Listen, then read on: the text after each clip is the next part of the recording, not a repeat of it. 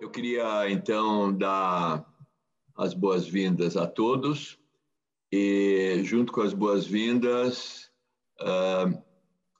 dar a palavra ao secretário-geral, depois de considerar oficialmente aberta esta sessão da Academia Nacional de Medicina, que é de número 35º deste ano, comemorando o ano acadêmico 191º. Eu queria, antes de passar a palavra ao secretário-geral acadêmico Ricardo Cruz, colocar em consideração a ata, que infelizmente continha algumas imperfeições e foi substituída hoje por uma outra, e que foi enviada a todos. Se alguém tiver algum comentário a fazer em relação à ata, por favor, alguma correção, por favor, fique à vontade. Nós teremos a semana que vem. Bom, primeiro vamos terminar o negócio da ata. Se alguém tiver alguma correção ou sugestão em relação à ata, por favor, se manifestem. Não havendo, ela está aprovada. E eu, então, queria dizer que nós teremos na última sessão do ano, depois de uma parte muito interessante que o Dr. Ricardo Cruz vai falar, organizada pelo acadêmico Gilberto Schwartzman, a oportunidade de nos reunirmos durante 1h30, apenas os acadêmicos, conversando sobre determinados assuntos, inclusive essa questão de atas, e essa reunião não vai ser nada comemorativo, porque nós resolvemos que não havia muito ano a comemorar em termos de atividades por causa da pandemia, mas vai ser uma reunião de congraçamento de nós todos acadêmicos. Então, nós vamos ter oportunidade também em conversar um pouquinho sobre a questão das atas e torná-las mais de consenso de todos. Eu passo, então, agora a palavra ao acadêmico Ricardo Cruz para as considerações da Academia Nacional em relação à Secretaria-Geral. Excelentíssimo presidente da Academia Nacional de Medicina.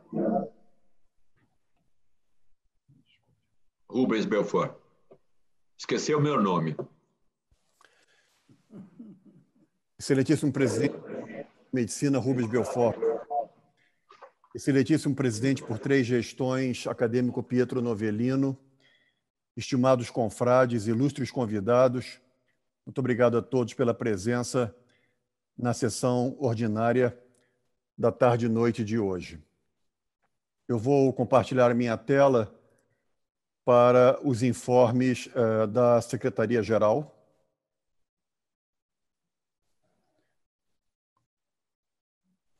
Eu iniciaria com o anúncio do lançamento de mais um livro do acadêmico Gilberto Schwartzman, que aconteceu no dia 8 de novembro. E este livro será lançado, presidente, também na Academia Nacional de Medicina, na nossa última sessão do ano, no dia 26 de novembro, às 17h15, teremos o lançamento do livro Max e os Demônios, de Gilberto Schwartzman, que fala basicamente sobre medicina, artes. Tenho certeza que será do agrado de todos. Anteontem aconteceu a Sessão da Saudade, em memória do acadêmico emérito Eustáquio Portela Nunes Filho. Foram quase 100 participantes desta sessão, que foi realmente emocionante e que fez jus a este grande homem, a este destacado professor Eustáquio Portela, que nos deixou há poucas semanas atrás. O nosso primeiro vice-presidente, José Galvão Alves, transmite as suas escusas por não poder estar presente na sessão de hoje, exatamente porque ele está presidindo e abrindo, exatamente no dia de hoje, a 30ª Jornada de Gastroenterologia do Rio de Janeiro. Nós desejamos, naturalmente, muitas felicidades ao acadêmico José Galvão, que é um indivíduo extremamente ligado ao ensino, e todos nós sabemos disso. O programa Jovens Lideranças Médicas Ele teve o seu prazo de inscrições prorrogado para o dia 15 de novembro. Nós já estamos com um apreciável número de inscritos. E este programa é um programa liderado pelos acadêmicos Marcelo Barcinski, Patrícia Rocco, Antônio Egídio Nardi e Eliette Busquelar. Então, permanecem ainda por mais 72 horas abertas as inscrições para o programa Jovens Lideranças Médicas.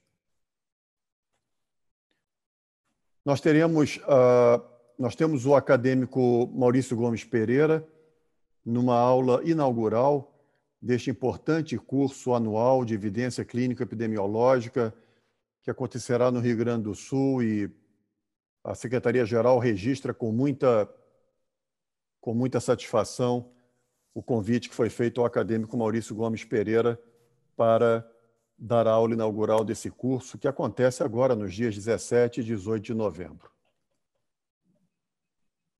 No dia 19 de novembro, é a próxima quinta-feira, estamos anunciando, então,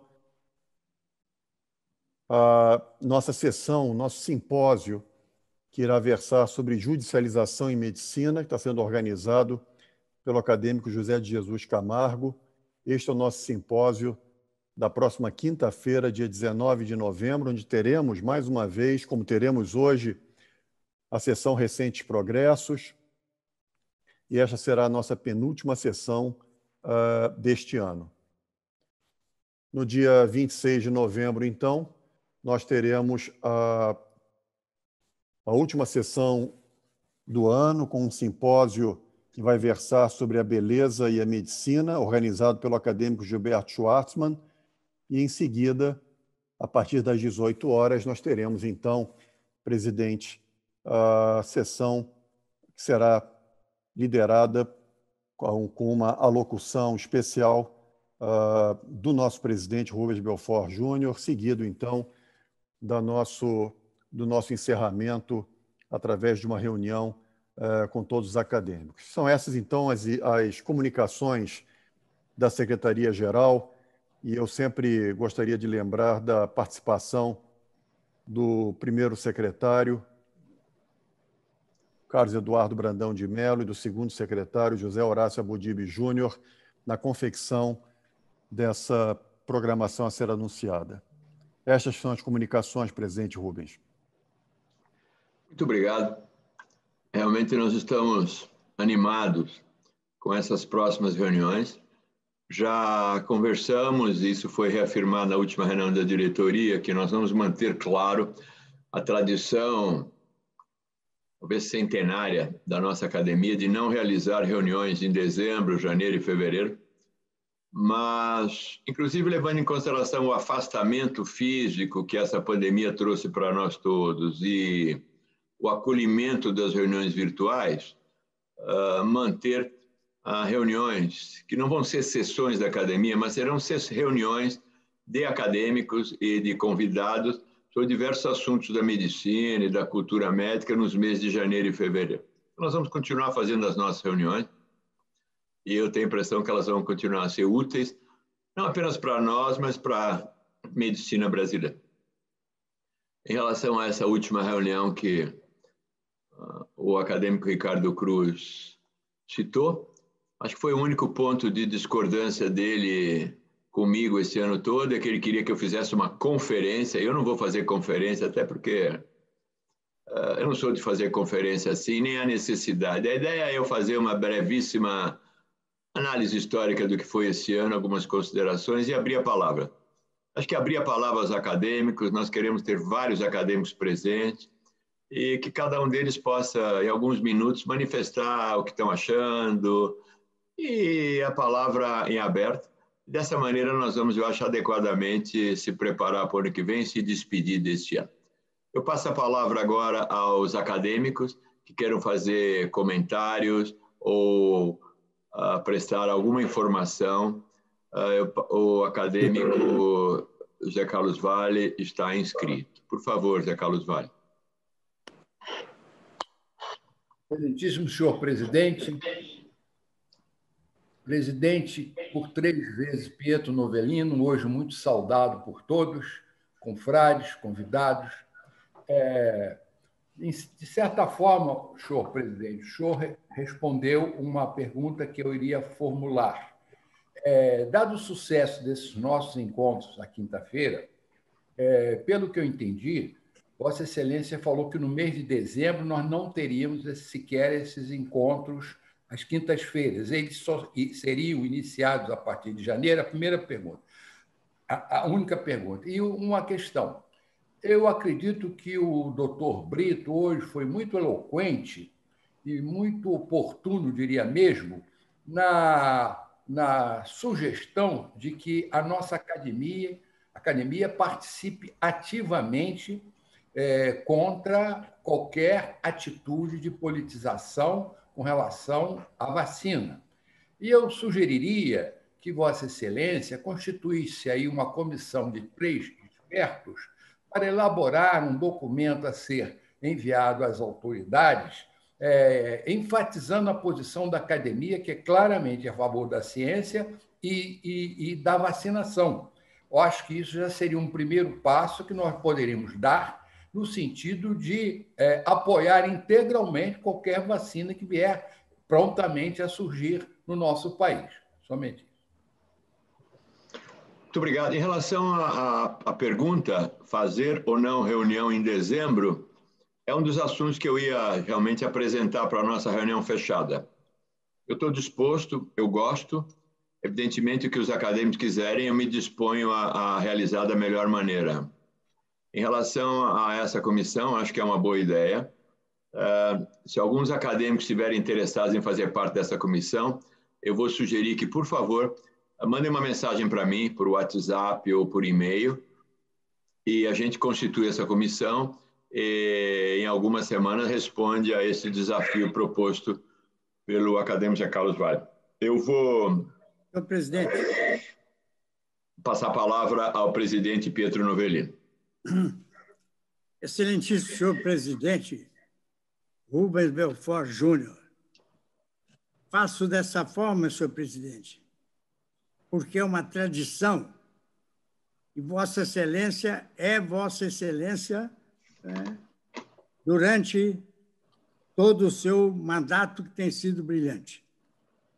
Eu queria ressaltar que na sessão posta em homenagem ao acadêmico Saco Portela, Vossa Excelência, não podendo presidir a sessão, embora tenha mostrado e tenha feito, mesmo com a dificuldade, um pronunciamento sobre esse nosso querido colega, eu queria exaltar, sem qualquer, como dizia na gíria, de rasga-seda, ressaltar que o acadêmico Ricardo Cruz, nosso secretário-geral, presidiu com grande objetivo e grande brilhantismo a sessão. Eu acho que isso, senhor presidente, é um orgulho para todos nós, não é? Porque, como já foi dito aqui, a instituição é mais importante que nós todos. Então, eu fiz esse modesto pronunciamento, tá? E também queria fazer uma referência ao acadêmico José Carlos do Vale, que tem sido um orador em todas as sessões, né? Eu acho que isso, senhor presidente, só engrandece a nossa instituição. Muito obrigado e fique com sua elegância de sempre. Muito obrigado, presidente Pietro Novellino. Falando em elegância, a gente tem que falar do senhor. Eu ia sugerir que o acadêmico José Carlos do Vale ficasse encarregado de coordenar essa comissão que elaboraria em algumas semanas uma curta nota referindo ao assunto que ele citou. E, em seguida, a gente apresenta a diretoria. Na nossa reunião da diretoria, ficou também por unanimidade discutido e aprovado que nós vamos manter, pelo menos até março, a total inexistência de reuniões presenciais. A palavra que foi várias vezes comentada foi guerra. A gente tem que entender que nós estamos em guerra, ganhamos umas batalhas, tivemos a sensação que estávamos em situação melhor, mas o inimigo volta a atacar, os casos estão aumentando em São Paulo, os casos estão aumentando em outros lugares, e seria totalmente imprudente a gente estabelecer que vamos retomar em março. Então, até março, pelo menos, as reuniões presenciais se continuam fechadas e, posteriormente, vamos reanalisar. A reunião de dezembro, eu não tenho nada contra, acho ótimo. Nessa reunião fechada, a gente pode apresentar detalhes. De novo, eu convido todos os acadêmicos a trazerem para essa reunião nossa apenas de acadêmicos sugestões e críticas a respeito deste ano. Quem trabalha comigo sabe que eu costumo dizer que as melhores críticas são as destrutivas. Então, não se preocupe em apresentar críticas construtivas, não. Eu digo sempre aos meus residentes, nada é melhor do que se ouvir a sua aula foi uma droga para melhorar a aula. Então, nós estamos dispostos a fazer isso.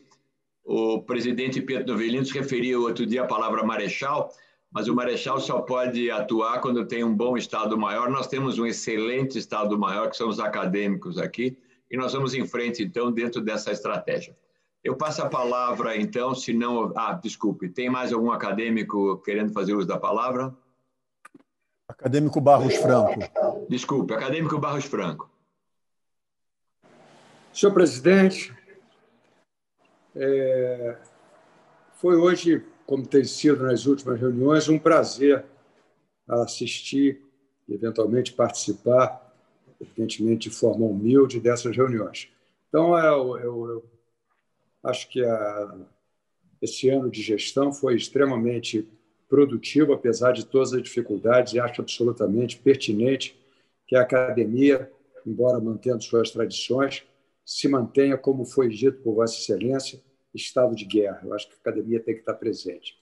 E concordo plenamente com as colocações feitas hoje da importância da academia nesse momento para o Brasil. E acho que ela, mantendo, como sempre, o seu cuidado de não politizar o momento, mas tem que ser bastante determinada, bastante clara na defesa da ciência, na defesa do pensamento científico, na defesa das vacinas como um todo, em prol da defesa da saúde do povo brasileiro. Então, acho que a academia tem que, nesse momento, ser bastante forte, porque eu acho que não há dúvida alguma que há uma necessidade de uma liderança científica para que os processos adequados de prevenção e de tratamento da Covid sejam feitos sem politização, a partir de presidentes e políticos atuais ou passados, mas, neste momento, a academia deve ser respeitada e deve-se divulgar essa posição. Então, acho que realmente a academia tem um papel muito importante que deve exercê-lo com toda a sua intensidade e não poderia estar melhor representada quanto a presidência e diretoria nesse momento para que esse papel seja exercido de forma correta. Obrigado. É fácil concordar com essa posição, porque acho que é a nossa. É tudo isso que o acadêmico Barros Franco falou. E eu reforço, e é importante também nós blindarmos as instituições, blindarmos o Butantan, blindarmos a Fiocruz, blindarmos a Anvisa, blindarmos tudo que nós temos de bom. E mais ainda, a academia tem um antigo e importantíssimo trabalho no sentido de tratar de harmonizar as diferentes partes da sociedade e evitar confrontos, e evitar, às vezes, brigas menores que não contribuem para o avanço da medicina e que muitas vezes nos torna vítimas de armadilhas, às vezes provocadas por profissionais ou outros interesses menores. Então, a academia tem um papel, sim. A academia não se envolve em política, mas a academia acredita que alguma atividade política é muito importante para a gente avançar. Então, é um limiar difícil, mas é aquilo que eu acho que a academia tem sempre tentado e conseguido fazer. E essa é uma das minhas responsabilidades, com o apoio de todos, continuar assim. Nós temos que nos blindar, indivíduos, blindar cientistas que, de repente, são maltratados por, às vezes, colegas de uma maneira leviana na imprensa, blindar instituições que estão juntas, mas que, às vezes, de repente, têm diferentes maneiras de ver alguma coisa. Isso acontece em todos os países, não é? E, então, a nossa responsabilidade, eu acho que é nesse sentido. Então, muito obrigado, acadêmico Barros Franco. Eu vejo um número grande de acadêmicos aqui presentes, vejo muitos convidados, e eu passo, não havendo mais nenhum acadêmico interessado em fazer uso da palavra. É difícil ver todo mundo na telinha aqui, mas eu acho que não tem mais nenhum acadêmico interessado em fazer uso da palavra. Então, eu posso passar para a ordem do dia. E eu queria dizer que essa reunião foi programada há algum tempo. E não esperávamos que fôssemos, de repente, ter essa reunião numa situação tão quente assim. Antes da gente passar para o debate sobre a vacina, eu vou passar a palavra ao acadêmico Ricardo Cruz, que vai apresentar os nomes relacionados a recentes progressos. É uma apresentação de 10 minutos, seguida de um comentário de 5 minutos. E Dr. Ricardo Cruz. Excelentíssimo presidente da Academia Nacional de Medicina, Rubens Belfort Júnior, excelentíssimo presidente Pietro Novellino, estimados confrades, ilustres convidados, nós já temos quase 100 colegas assistindo à nossa reunião. É uma tradição da Academia Nacional de Medicina, uma sessão denominada Recentes Progressos. Ela foi instituída há quase 30 anos atrás pelo acadêmico Salomão Kaiser, em que nós convidamos um destacado médico para fazer uma apresentação rápida, como o presidente Rubens Belfort já lhes anunciou, e essa apresentação é seguida de um comentário de um dos nossos acadêmicos. E um trabalho premiado neste país, que já vem sendo desenvolvido há algum tempo pelo professor Dr. Edmar Maciel. Ele é médico, especialista em cirurgia plástica e que trabalha no Ceará com um trabalho inédito que foi revolucionário no tratamento de queimados, que é a utilização da pele da tilápia no tratamento de queimaduras. A diretoria da Academia Nacional de Medicina convidou o professor Dr. Edmar Maciel para nos falar a respeito desta pesquisa premiada que ele capitaneia, e é ele que nós vamos ouvir. E, em seguida, os comentários serão do nosso acadêmico José Horácio Abudíbio Júnior, nosso segundo secretário, especialista em cirurgia plástica e ex-presidente da Sociedade Brasileira de Cirurgia Plástica. Com a palavra, Edmar Maciel. Edmar, é um prazer enorme revê-lo, e agora aqui dentro da nossa casa, dentro da nossa instituição. Edmar Maciel. Excelentíssimo acadêmico, presidente Rubens Belfort. Seu som está muito baixo. Melhorou agora? Um pouco, mas ainda está um pouco baixo.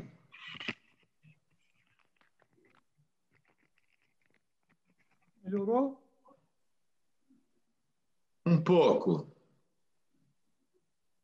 Afastar um pouco mais para frente. Excelentíssimo presidente acadêmico Rubens Belfort, boa noite aos demais acadêmicos. É uma honra muito grande participar dessa seleta academia através de um convite do meu amigo acadêmico Ricardo Cruz. Também cumprimentar alguns amigos que eu vi aqui, acadêmicos, Zé Horácio Abudi, Rolf Gemperle, e boa noite também aos demais convidados. Eu vou tentar compartilhar aqui a tela. Abaixo.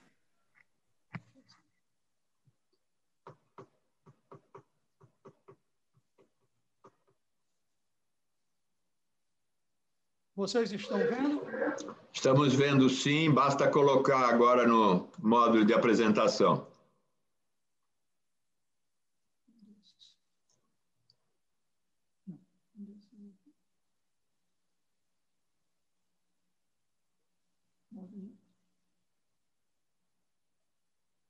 Ok?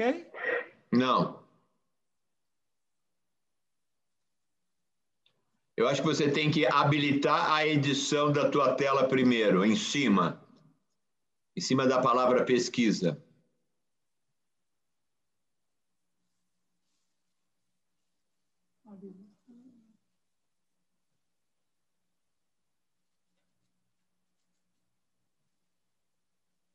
Apresentação de usuários.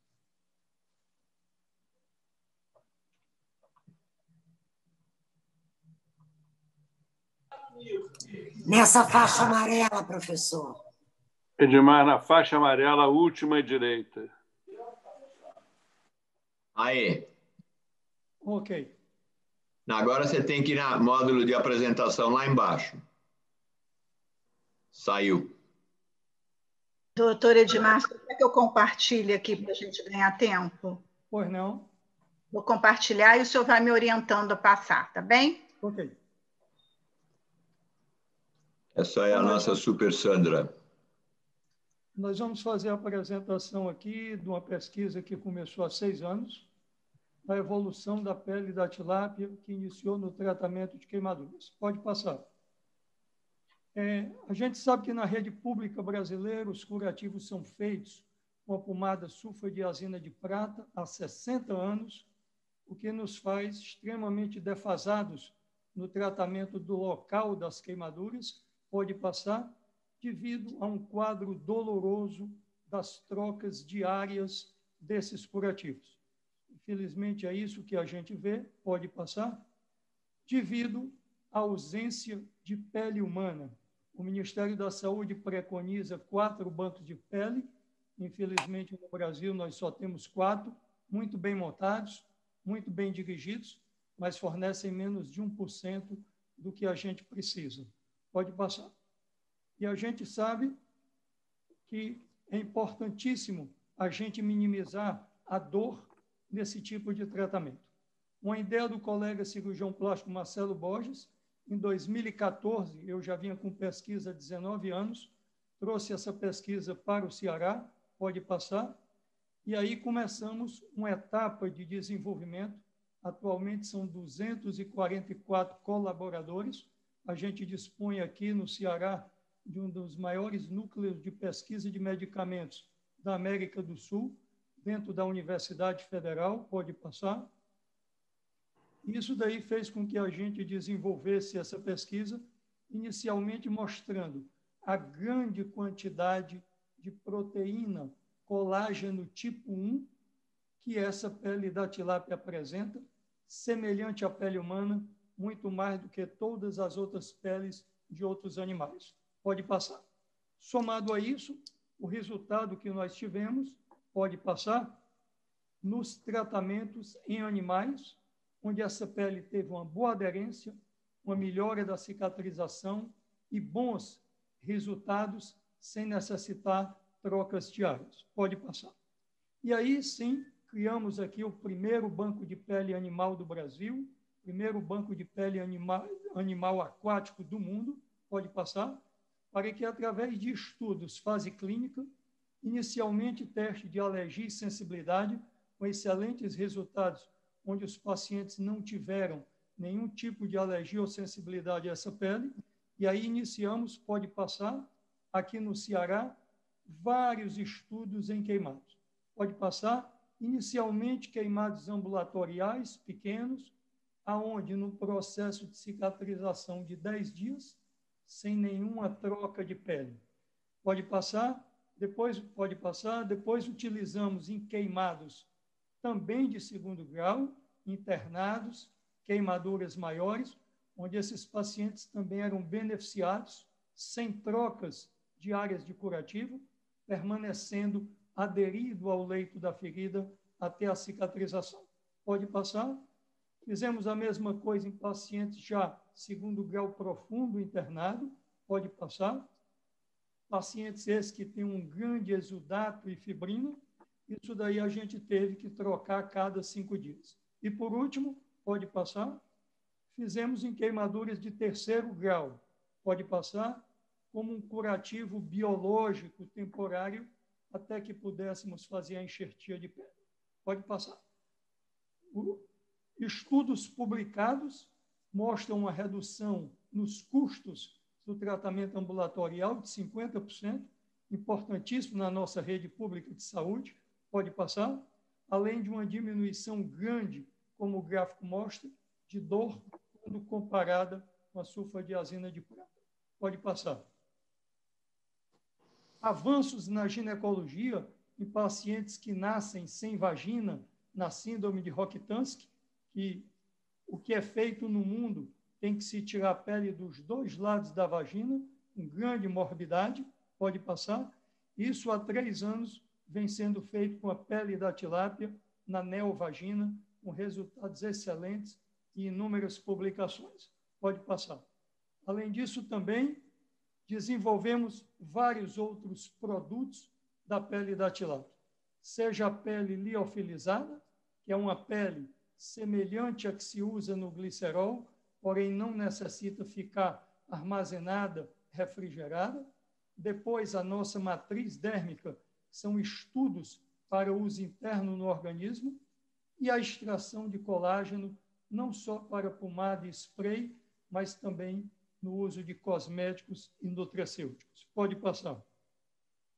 Essa é a pele liofilizada, pode passar, onde os estudos desenvolvidos no Ceará, pode passar, mostraram excelentes resultados também em queimaduras. Pode passar. Esse estudo também desenvolvido aí no Rio de Janeiro, no Souza Aguiar, pode passar, com resultados semelhantes. E em neovagina, aqui no Ceará, pode passar. Também na Unicamp, em reconstrução de vagina, pode passar. Na Colômbia, em Cali, nós temos um grupo que estuda, já com 20 pacientes operados, a redesignação sexual, pode passar. Mudança de sexo de homem para mulher, com resultados muito bons, com publicações e inúmeras apresentações no exterior, pode passar. E aqui a extração do colágeno, que eu já falei para os senhores, a sua utilidade. Pode passar. Desenvolvemos o primeiro scaffold do mundo da pele da tilápia, que a América do Sul exporta dos Estados Unidos e da Europa. Pode passar.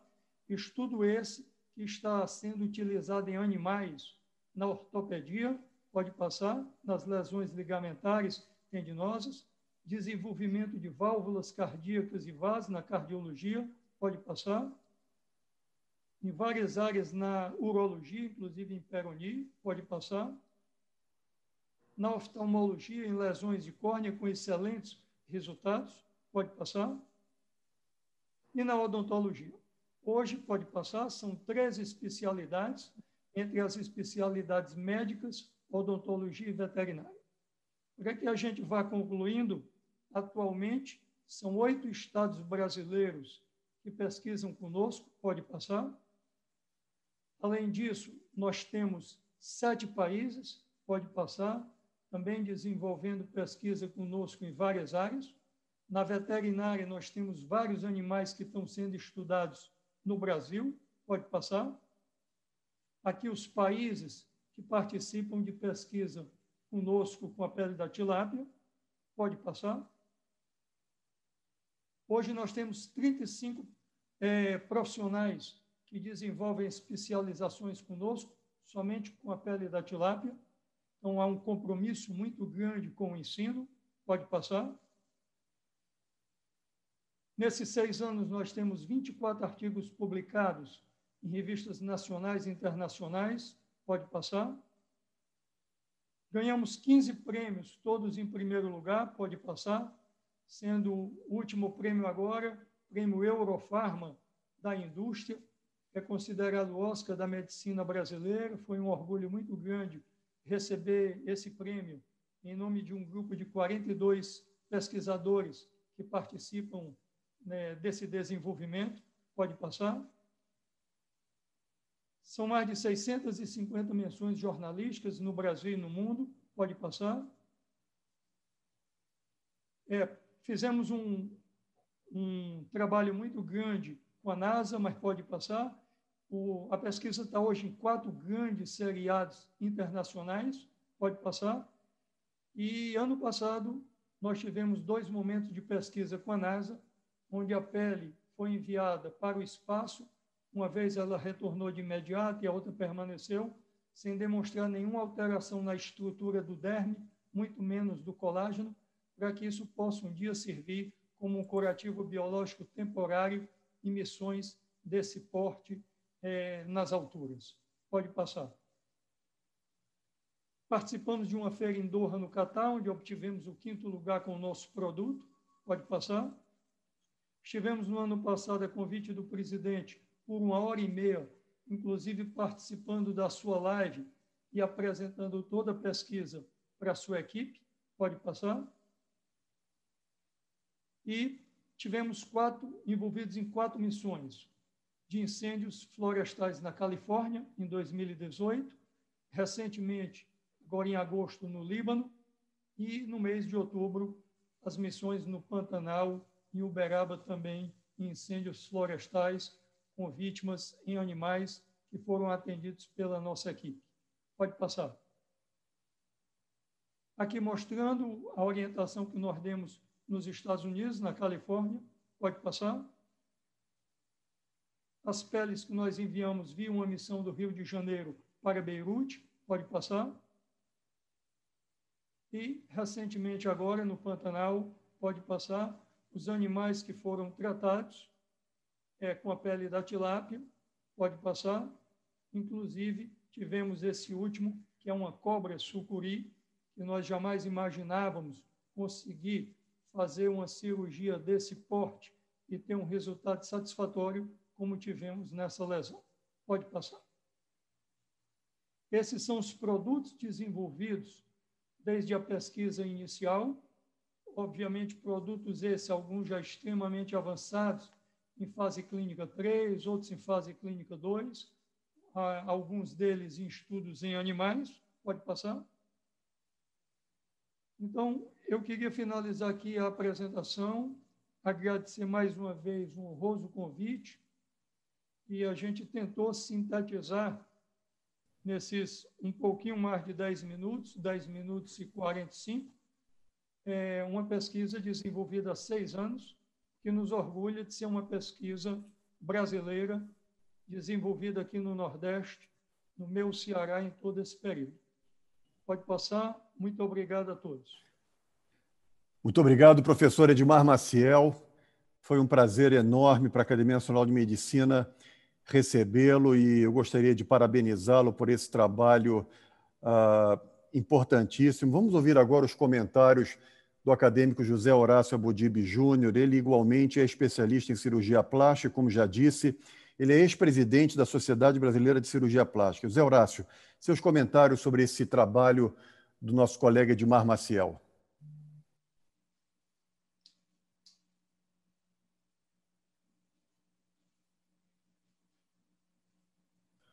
Vamos ativar o seu som inicialmente, Zé Horácio.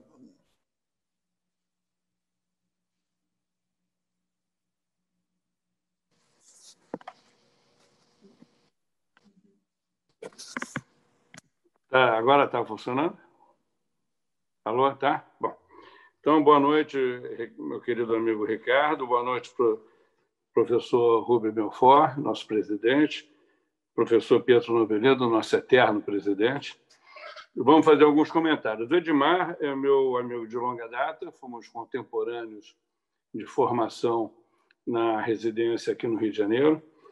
Depois o Edmar foi para o Ceará e sempre mantivemos contato. Essa última frase que ele citou no trabalho, falando da persistência, é bem o espírito do Edmar. Edmar, ele manteve ao longo de toda a sua vida um centro de queimados de alto nível em Fortaleza, que ele não só trabalhava como médico, como ele era o gestor desse centro de queimados. E numa ocasião eu tive o prazer, numa das nossas conversas, tocou-se no nome do cantor Fagner, que havia sido meu amigo, tinha sido meu colega de cursinho em Brasília, e depois no básico que ele fazia na faculdade, ele fazia administração e medicina, e se tornou um amigo. E, graças a essa conversa com o Edmar, o Wagner acabou fazendo um show em Fortaleza, com todos os rendimentos direcionados a esse instituto do Edmar, que ele, além de trabalhar nele, tinha essa obrigação de conseguir recursos para seu funcionamento. Então, todos esses anos de trabalho culminaram com isso que ele mostrou a vocês, que é realmente um motivo de orgulho para todos nós brasileiros. Alguns comentários, porque como o grande parte da audiência não é de cirurgiões plásticos, a importância disso. O Edmar falou das queimaduras de segundo grau, onde eles são usados como curativo biológico. As queimaduras de segundo grau, elas curam espontaneamente, desde que você mantenha essa região sem destruição do que restou de derme para promover a sua recuperação, ou com uma infecção que faça a mesma coisa. Então, o grande problema da queimadura de segundo grau, ela cura sozinha, se você manter essa região protegida, mas ela dói muito os seus curativos, e essa a função da tilápia é muito importante nesse aspecto. Você faz um curativo biológico, barato, fácil, e que consegue manter essa região sem dor, até que toda a epitelização, através dos folículos pilosos, venha ocorrer nessa região e a cura da ferida. E no caso da queimadura de terceiro grau, que é quando destrói toda a pele, a sua epiderme e toda a sua derme, que você tem que fazer uma enxertia de pele, de auto-enxertia do paciente para restaurar, mas muitas vezes o paciente não tem condições, pelo trauma que teve com a queimadura, de se submeter à cirurgia para o enxerto de pele total, e muitas vezes não tem sequer pele total em condições adequadas para que você possa usar. Então, o curativo com a pele de tilápia impede que essa região infecte, impede perdas exudativas, e você tem tempo de preparar o paciente para poder submetê-lo à cirurgia. É de fundamental importância. A alternativa ao que o Edmar criou seriam os bancos de pele de outras pessoas. Você tirar a pele de outras pessoas, manter no banco de pele e utilizar com a mesma finalidade da tilápia. É muito difícil. Eu, na UERJ, tentei montar um banco de pele há alguns anos atrás. Perdemos a corrida por recursos para montá-lo, fizemos estudo e tal. Perdemos a corrida para o INTO conseguiu os recursos para fazer, não sei em que pé que anda, que não estava na lista do Edmar, o INTO como uma solução de banco de pele na cidade do Rio de Janeiro, mas nós perdemos. É caro, é difícil de manter, e, sem dúvida, a finalidade seria quase a mesma no final do que o Edmar conseguiu fazer de uma forma muito mais fácil, muito mais prática e muito mais adequada. Agora, é sempre o banco a pele de tilápia é um curativo biológico. Ele exigirá depois uma solução. Eu gostaria de perguntar ao Edmar, nos casos de agenesia vaginal, seja por questões de agenesia mesmo, ou em reconstrução, ou mesmo em mudança de sexo, a utilização da pele de tilápia ela é provisória. O que se faz depois? Ou o que acontece para que ela possa substituir o enxerto de pele total? Ou se há uma preparação para depois colocar? Gostaria que ele nos... Eu vou ter que usar agora a minha responsabilidade de cargo de presidência, meu querido acadêmico Horácio. Essa é uma sessão que não tem pergunta e resposta, porque nós estamos a 2 minutos de continuar o projeto. Eu mesmo estou tentado a fazer 14 perguntas e quero meia hora de explicação em oftalmologia. Acho que a gente precisa trazer o Edmar de volta para mais tempo. Talvez se a gente considerar isso como missão cumprida, dar os parabéns a vocês e passamos para a sessão. Concorda, acadêmico Ricardo Cruz? Eu agradeço ao acadêmico Zé Horácio Abudib pelos seus comentários com relação a esse importante trabalho e passo a palavra ao presidente Rubens Belfort para o reinício do simpósio. Isso. Veja, mais do que tudo, quero agradecer muito o que nós tivemos, excelente. Bom, Agora nós temos a parte final do nosso simpósio, que terminou colocando, como foi programado há várias semanas atrás, o professor Dr. Dimas Tadeu, atual diretor-geral do Instituto Butantan, e o Dr. Gustavo Mendes Lima Santos, gerente-geral de medicamentos e produtos biológicos da Anvisa. Eu queria agradecer muito a presença dos dois. O professor Dimas Tadeu Covas é conhecido de todos, mas como ele é paulista, talvez não seja tão conhecido quanto deveria ser. O professor Dimas Tadeu Covas é um pesquisador e um professor universitário de altíssimo nível, que há anos atrás aceitou um desafio enorme de dirigir o Instituto Butantan, orgulho brasileiro e paulista, e vem desempenhando essa e outras atividades com extrema eficiência. Ele, como muitos outros, de repente, está no olho do furacão, é responsável por dirigir o Butantan, fazer uma série de trabalhos de liderança na área de vacinas, e eu agradeço muito o professor Dimas Tadeu Covas ter encontrado tempo para estar conosco hoje e apresentar sua fala. Nós estamos interessados e tenho certeza que será uma oportunidade muito boa para todos. A palavra é sua.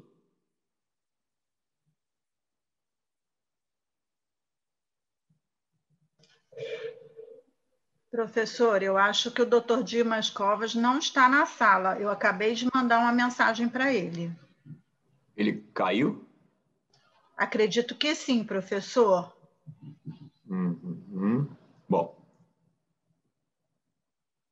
Então, puxa, acadêmico Zé Horácio, dava tempo até ter feito a pergunta e respondido, né? Desculpa. Sandra, você já tem alguma resposta? Não? Ainda não, já mandei a mensagem. Faz um tempinho ele ainda não visualizou. Tá bom. Então, o Jorge Raimundo tem as conexões mais rápidas do planeta. Tenho a impressão que ele também deve estar tentando. Que nós talvez pudéssemos inverter um pouco a ordem de apresentação. O doutor Gustavo está aí? Eu estou. Ótimo. Estou à disposição, se vocês quiserem. Se vocês quiserem, eu posso fazer a minha apresentação. Então, muito obrigado. Então, eu queria agradecer também muito ao doutor Gustavo Mendes Lima Santos. Eu não sei se o doutor Gustavo, você é tão jovem que é difícil para mim lhe chamar de doutor, senhor gerente geral. Eu já lhe conheço em várias apresentações. Doutor Gustavo, não sei se assistiu à parte inicial, ficou claro para todos a importância da Anvisa. E a Anvisa é uma instituição que é nossa obrigação contribuir para permanecer blindada e continuar respondendo aos critérios técnicos, da mesma maneira que outras agências semelhantes em países mais ricos, e às vezes com tradição mais longa que a nossa tem.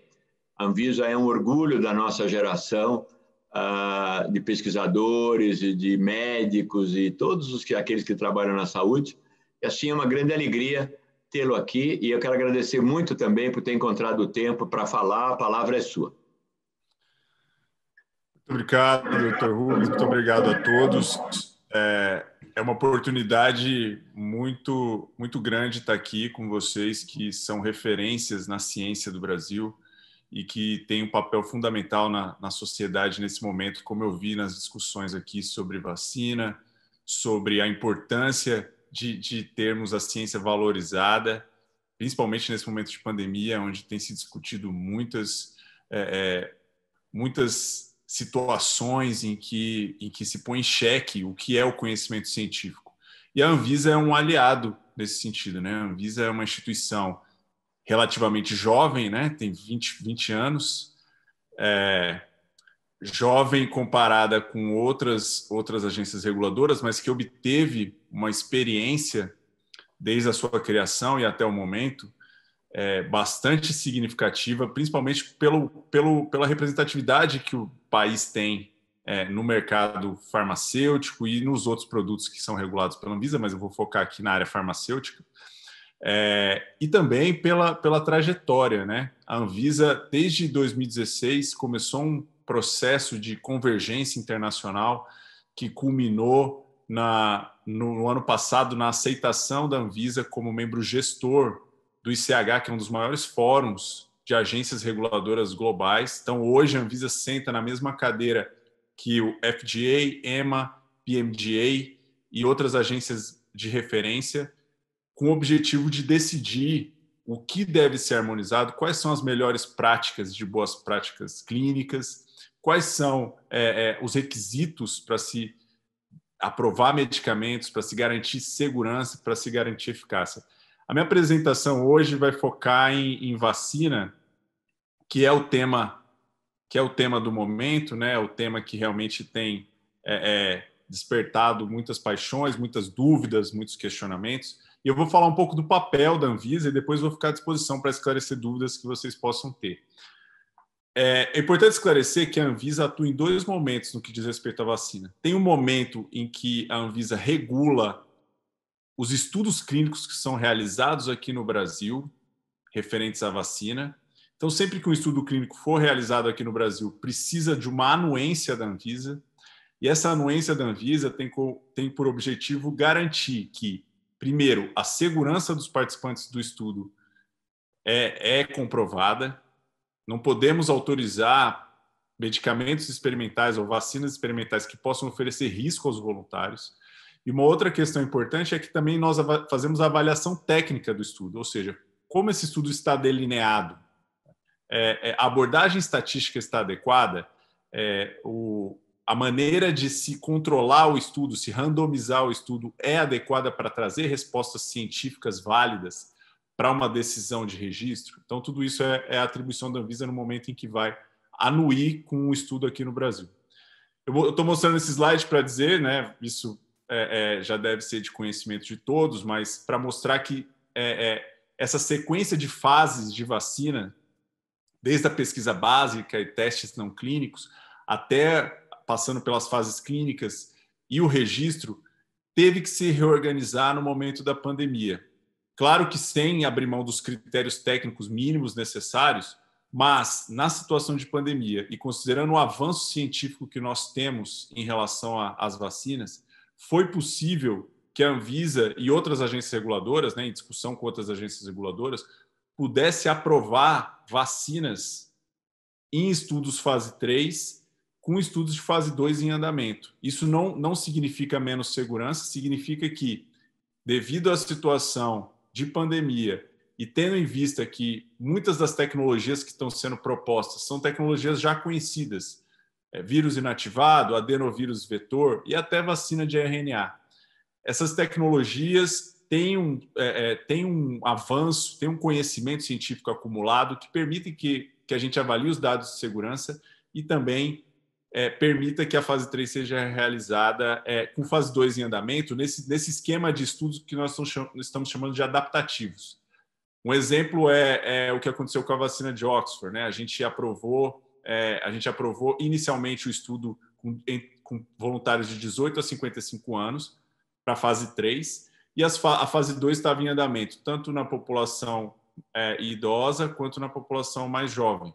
Depois que esses resultados se mostraram satisfatórios nesse estudo exploratório, mostrando que tem sim resposta imunogênica, que tem condições tem segurança para se aplicar essa vacina na população maior, aí a gente permitiu então que o fase 3 fosse modificado, fosse ampliado o escopo do fase 3.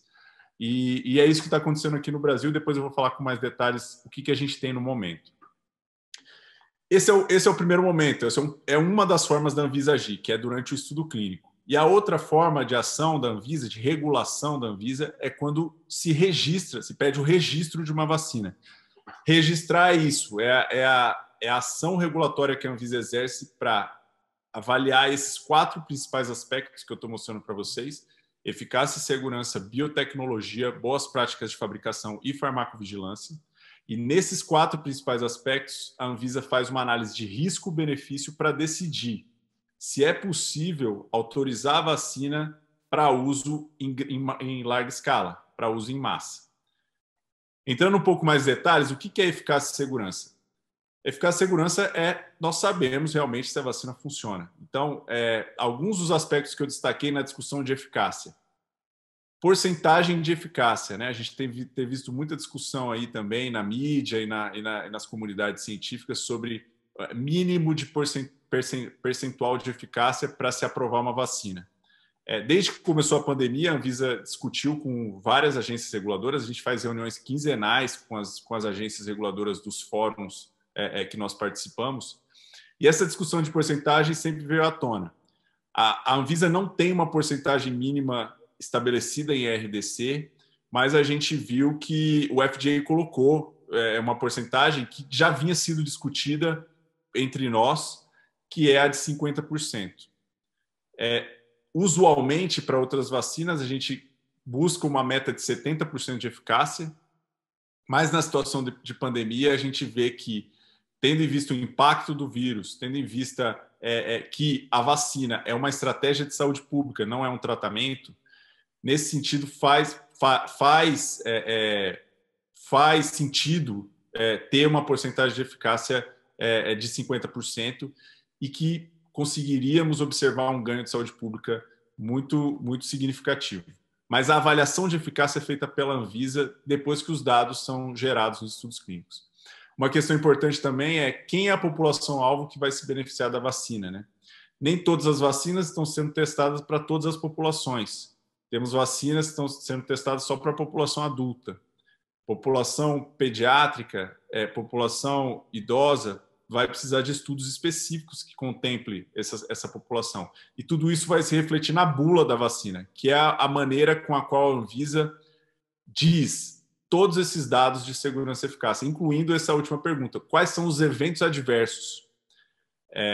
Uma questão que vai ter que ficar muito clara para a população, e nós, como cientistas da área, como reguladores da área, profissionais prescritores também, vamos ter que ser muito transparentes sobre qual é a porcentagem de eficácia, quem vai poder se beneficiar dessa vacina e quais os eventos adversos que a vacina pode trazer.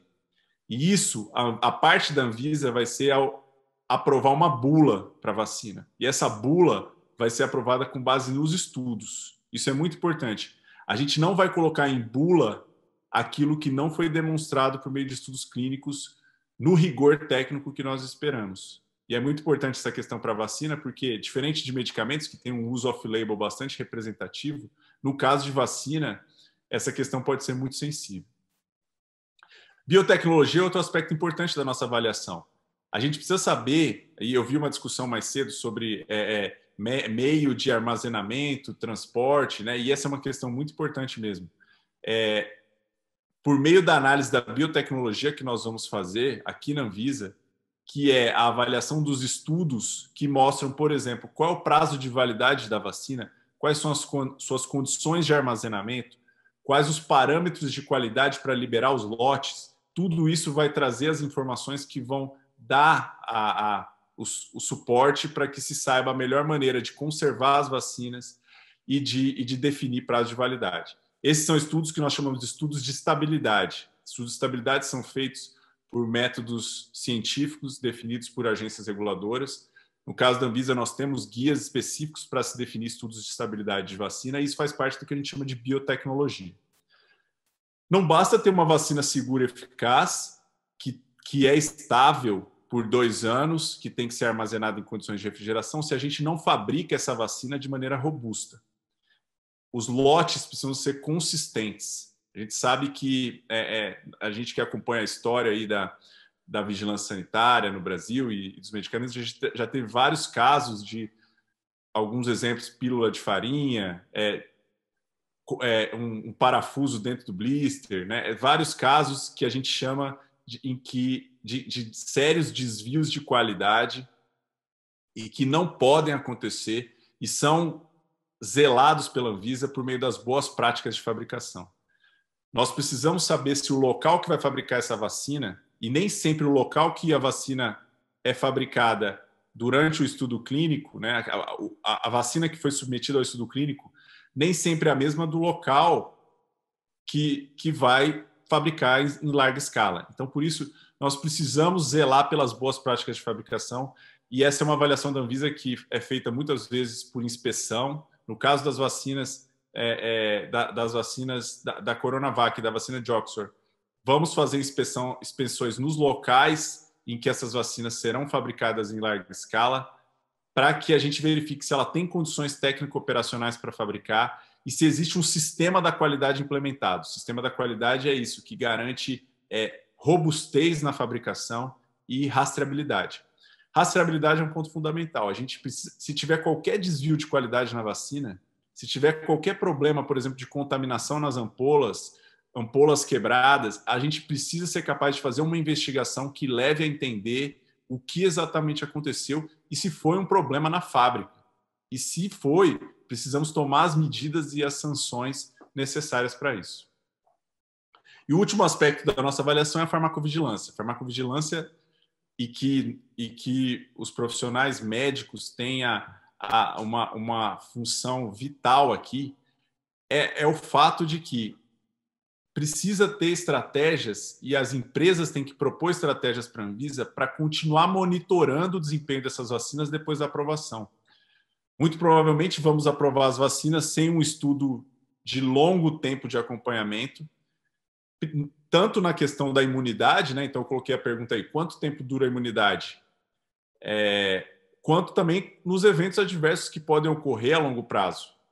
Então, a farmacovigilância é fundamental e tanto as pessoas, quanto os profissionais prescritores, quanto a sociedade médica precisa estar ciente do engajamento necessário de todos para que a gente possa saber como o desempenho dessa vacina vai ocorrer ao longo do tempo, a longo prazo, e o que são esses eventos a longo prazo. Quanto tempo vai durar, né? A gente sabe que tem vacina que você toma uma vez na vida e vacina que você toma anualmente.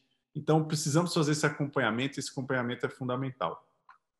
Esse é um quadro para mostrar para vocês quais são as vacinas que a gente tem hoje em estudo aqui no Brasil. São 4. 2 prevêem a transferência de tecnologia, que é a vacina de Oxford e a Coronavac. A transferência de tecnologia da vacina de Oxford é para a Fiocruz e a da Coronavac é para o Instituto Butantan. E as outras não têm essa previsão. Isso não faz diferença no momento da decisão da Anvisa, da avaliação, porque nesse momento isso são acordos feitos entre as empresas. É claro que, e os governos, enfim, é claro que ao final nós queremos saber se os locais de fabricação aqui no Brasil têm as mesmas condições e vão manter as mesmas características do produto que foi avaliado durante o estudo clínico. E isso é feito também pelas avaliações de boas práticas de fabricação e também por estudos de comparabilidade. É preciso comparar a vacina que foi estudada e a vacina que foi estudada e fabricada em outro local com a vacina que foi fabricada aqui no Brasil.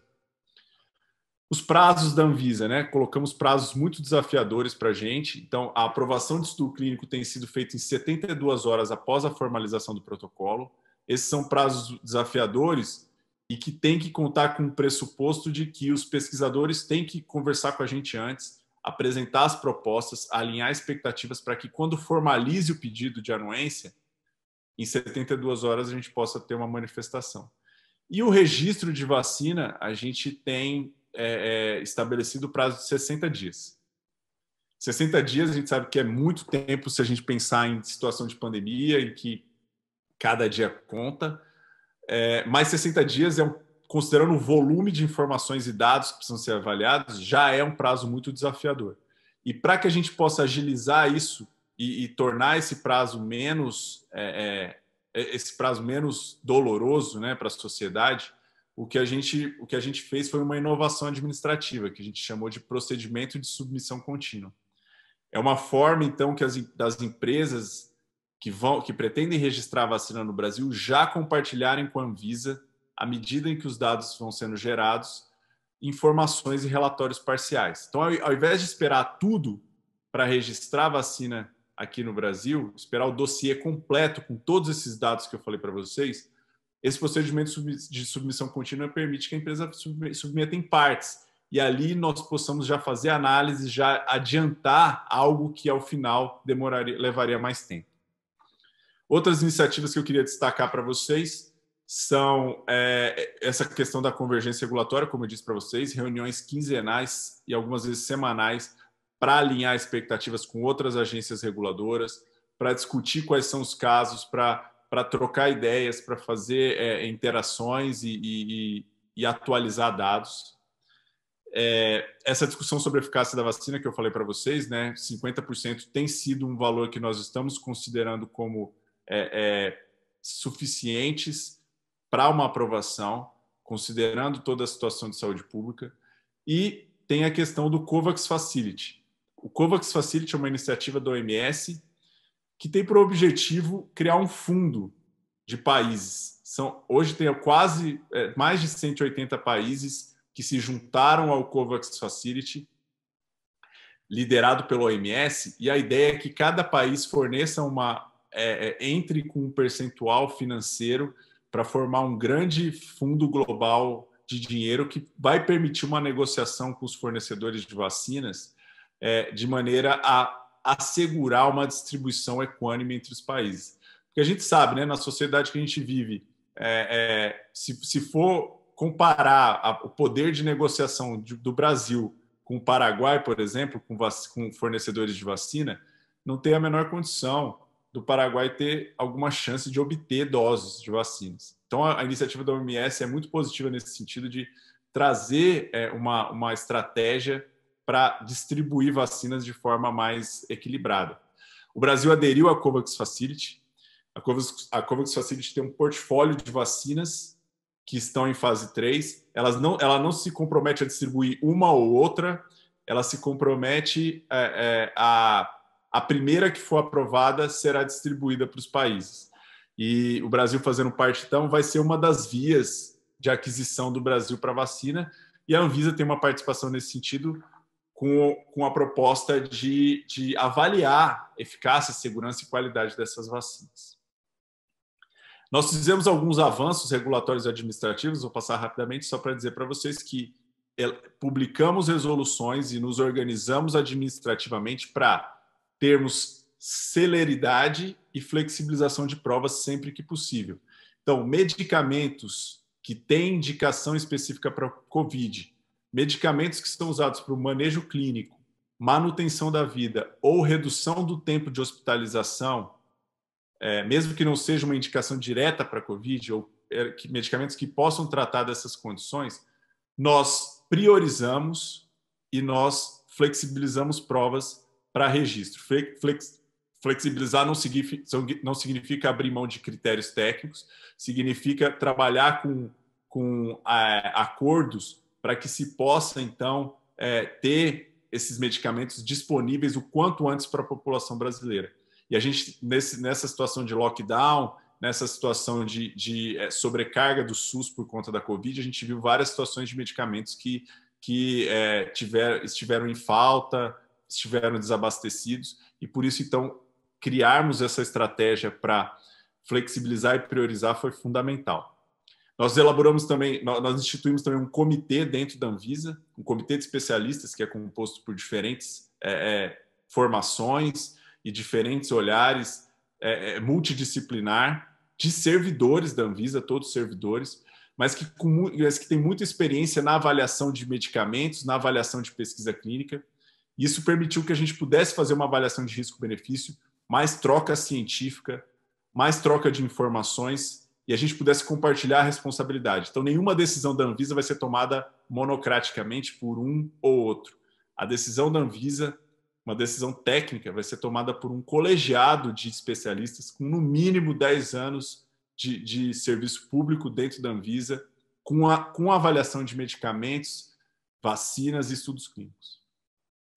Isso traz uma visão ampla, traz uma segurança para os gestores e também permite a participação dos servidores no processo decisório. E o fundamental, transparência. Esse tem sido o grande lema da agência.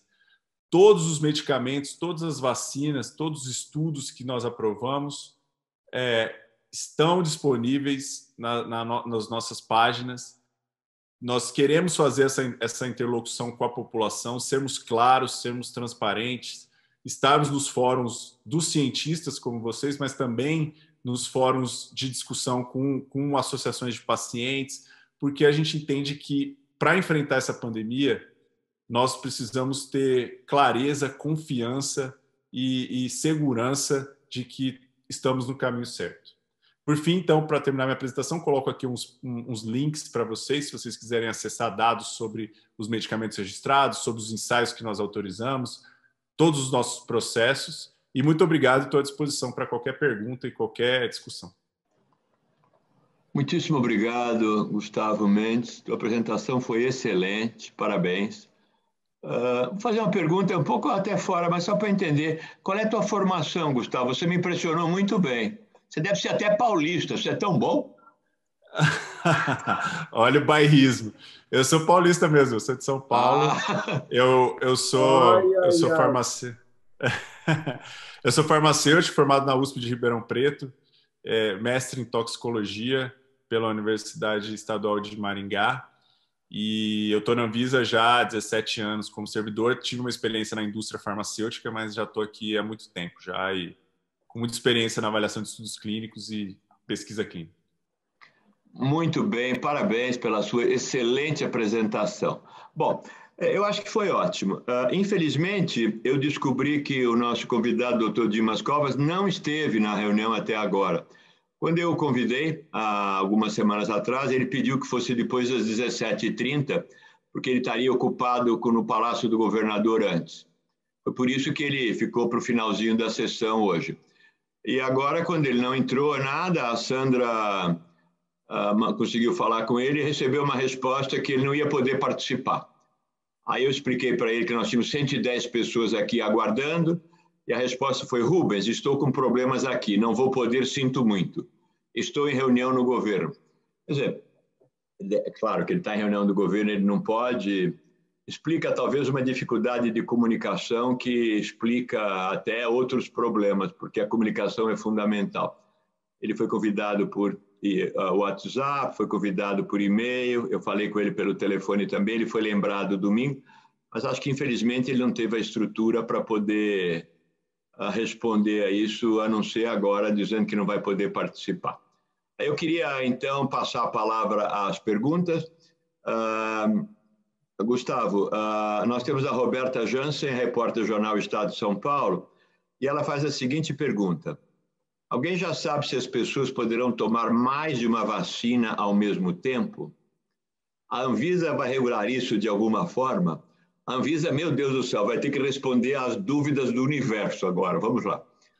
Pois essa é uma questão importante. Na bula, a gente vai definir se essa vacina, isso, claro, com base nos estudos clínicos, né? A gente vai definir se essa vacina serve para pessoas que são naive, ou seja, pessoas que não têm os anticorpos contra a Covid-19 ou pessoas que têm.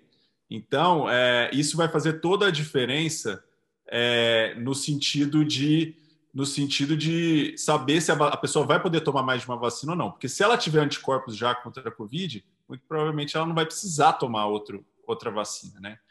Mas, assim, na verdade, a distribuição, a maneira de aquisição, a Anvisa não regula. A Anvisa só vai dizer em bula quem pode tomar e quem não pode. E muito provavelmente, e pelo que a gente está vendo nos estudos, essas vacinas estão sendo testadas em pessoas que não têm Covid. Então, esse possível caso de reinfecção que a gente está vendo, nessa segunda onda, etc., vai precisar de estudos complementares para mostrar se a vacina é eficaz, sendo já tomada uma dose. Tudo isso a gente vai precisar ver nos estudos. Muito obrigado. Acadêmico Marcelo Barcinski.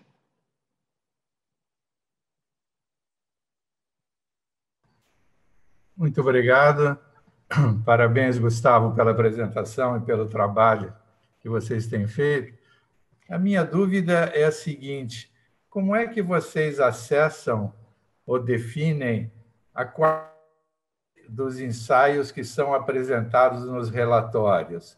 Vocês credenciam laboratórios para, enfim, checarem os testes que são feitos e que são apresentados nos relatórios?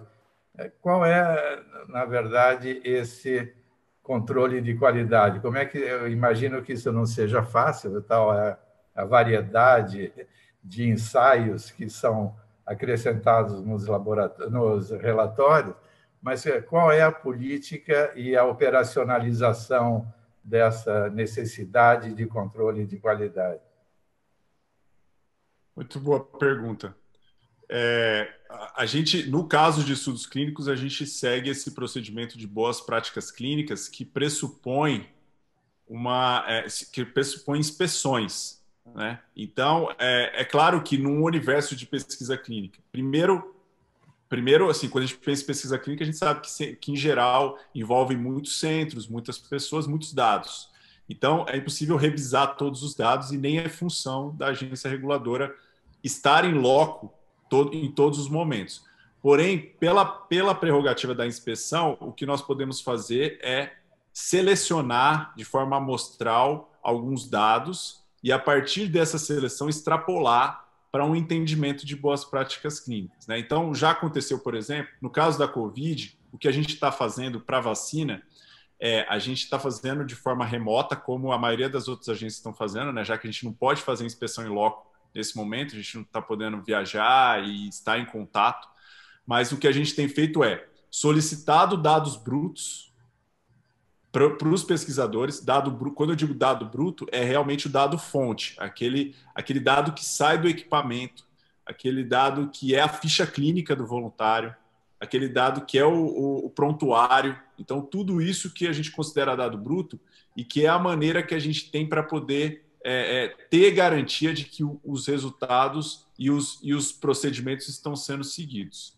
É claro que também, no momento que a gente aprova um estudo clínico para ser conduzido aqui no Brasil, a gente avalia quem são os centros que estão fazendo a pesquisa, né? Então, são centros que têm notório saber em boas práticas clínicas? Quem são os investigadores principais? Tem conhecimento nesses procedimentos de pesquisa clínica?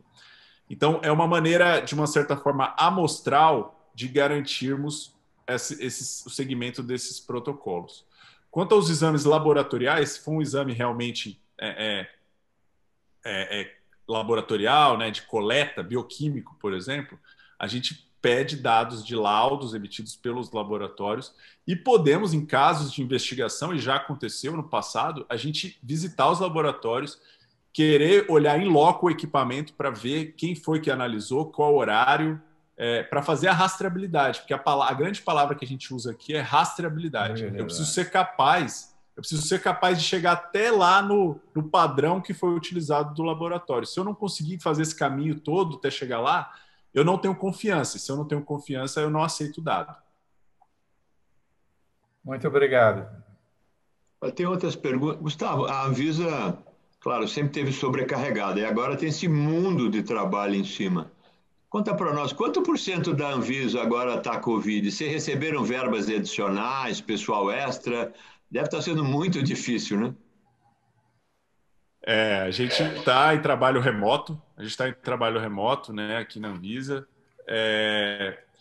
A gente teve que se reorganizar, então a gente conseguiu o apoio de outras áreas que, de repente, estão menos sobrecarregadas, fornecendo especialistas para a gente, para nos ajudar. Mas é sempre um desafio, né? O volume de trabalho aumentou por demanda da Covid. O que eu tenho falado para os diretores quase diariamente quando tudo é prioridade, nada é prioridade. Esse é o meu mantra. Então, assim, a gente está agora com foco na Covid, colocando todos os esforços para atender as demandas da Covid, e algumas questões podem, até o momento não observamos, mas algumas outras questões menos prioritárias podem ficar mais demoradas. Então, temos que ficar atentos. Claro, a sociedade tem que nos cobrar quanto a isso. Se alguma coisa importante ficar parada, precisa cobrar. Mas, no momento, o foco está sendo Covid e estamos tendo boas respostas. Não, eu acredito que sim. Todos os dados mostram que a Anvisa está correspondendo muito bem às necessidades e expectativas. Mas eu, como faço também gestão universitária, faço gestão, eu entendo que ter um orçamento adicional e gente adicional faz parte do recurso para ganhar a guerra, né? Senão fica muito complicado. Eu já entendi, então, que vocês não foram remunerados em melhor orçamento e tal, como talvez devessem ser.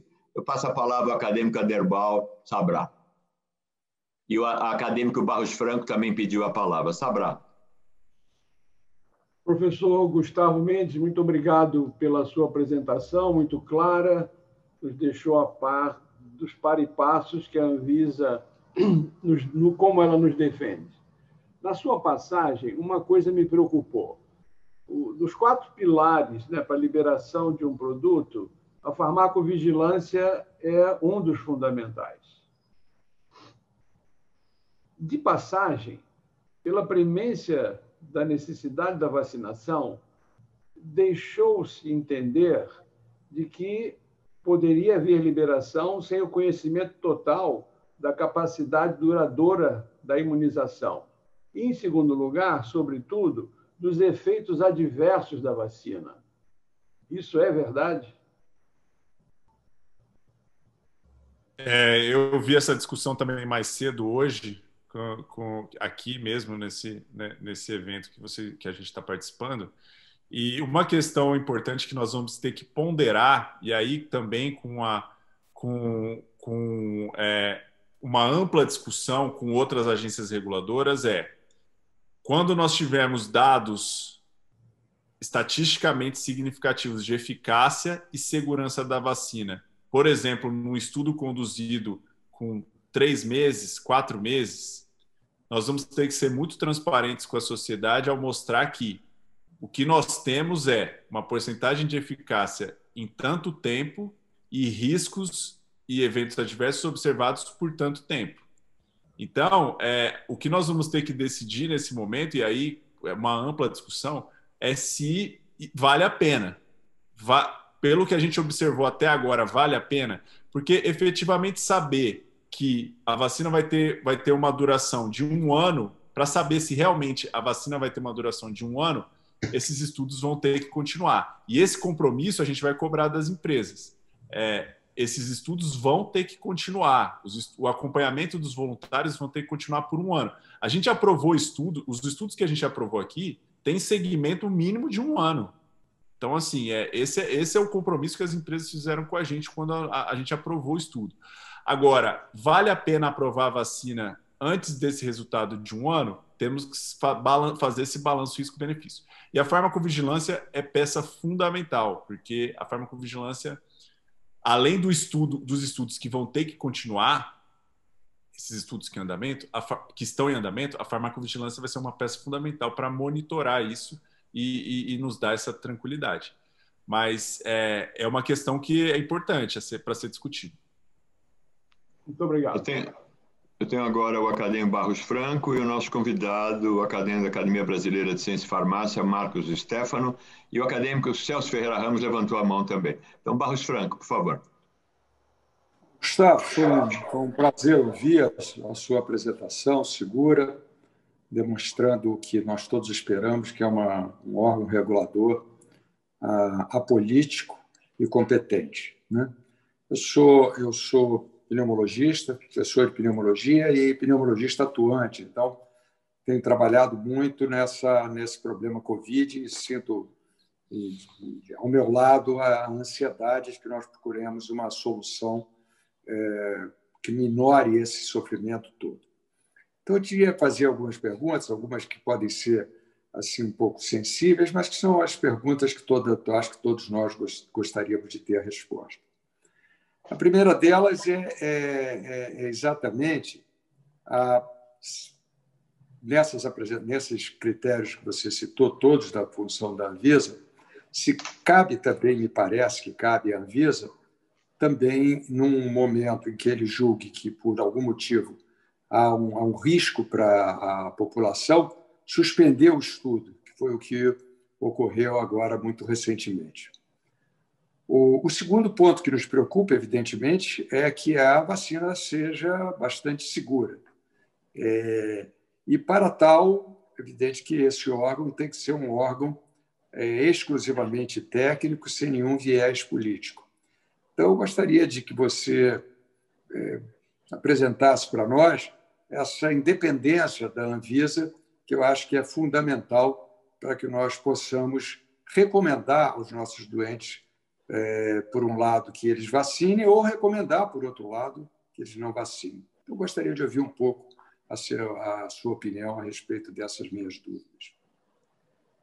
Claro, é muito importante esse ponto, e eu estava preparado para uma pergunta desse tipo. Acho que é o que realmente toda a sociedade tem se perguntado. Então, em relação à interrupção dos estudos, né? Quando nós aprovamos um estudo clínico aqui no Brasil, conforme as nossas atribuições regimentais e legais, nós deixamos muito claro para os pesquisadores que, em qualquer suspeita de problemas na condução do estudo ou qualquer situação que sugira risco para as pessoas que estão participando do estudo, a Anvisa tem por obrigação interromper imediatamente para investigar. E isso, então, é absolutamente normal, para todo mundo que trabalha com pesquisa clínica, tem que ser encarado e já faz parte do acordo fazer interrupções desse tipo. E o caso que aconteceu, né, na situação de pandemia, a gente vê que tudo tem um impacto maior, né? Situações antes inimagináveis para nós que trabalhamos com pesquisa clínica, como identificar o sujeito de pesquisa que morreu e divulgar isso amplamente na mídia, sabe? Situações que são totalmente esdrúxulas têm acontecido nesse ambiente e nessa situação que a gente está vivendo. E me parece, é esdrúxulo, mas me parece natural por conta da inovação que foi, da inovação no sentido ruim que foi a pandemia, né? Do impacto que teve a pandemia na nossa vida. Então, assim, existe a atribuição de interromper. Na maioria dos casos, a gente observa que o próprio pesquisador ou o patrocinador, quando vê uma situação que sugere um risco, interrompe o estudo para investigar. Em alguns casos, se o patrocinador não faz isso, a agência reguladora faz, até que se esclareça, se obtenha todos os dados. Então, né, no caso específico, a gente vê que que alguns dados surgiram posteriormente à nossa intervenção no estudo, e isso, então, é natural e precisa ser encarado com naturalidade, não pode ser politizado de maneira alguma. E quanto à independência da agência, nós somos um corpo técnico, eu estou representando aqui 250 pessoas que trabalham comigo e que são servidores, que são estáveis, que fazem parte da estrutura do Estado e não do governo. E por isso, então, nós temos procedimentos aqui bastante consolidados de análise, que são harmonizados internacionalmente, e nós somos reconhecidos por isso. Então, essa segurança que a gente tem que passar, e eu entendo que vocês também, como profissionais ligados a essa ciência, a esse conhecimento, a essa atuação frente à população, precisam nos reconhecer dessa maneira para que todos nos sintamos seguros e teremos a oportunidade de colher os frutos que nós plantamos, que é ter uma agência reguladora forte, reconhecida globalmente, e nesse país aqui. Então, por isso que essa é a minha opinião. Muito obrigado. Muito obrigado. Muito bem. Passo a palavra agora ao Marco Stefano. Boa noite, Gustavo. Tudo bem? Já se conhecem de vários encontros no Sindusfarma, mas eu também fiz parte da Farmacopeia Brasileira, no CCP de Produtos Biológicos. Ajudei a escrever a 6ª edição da Farmacopeia Brasileira na área de vacinas e produtos biológicos.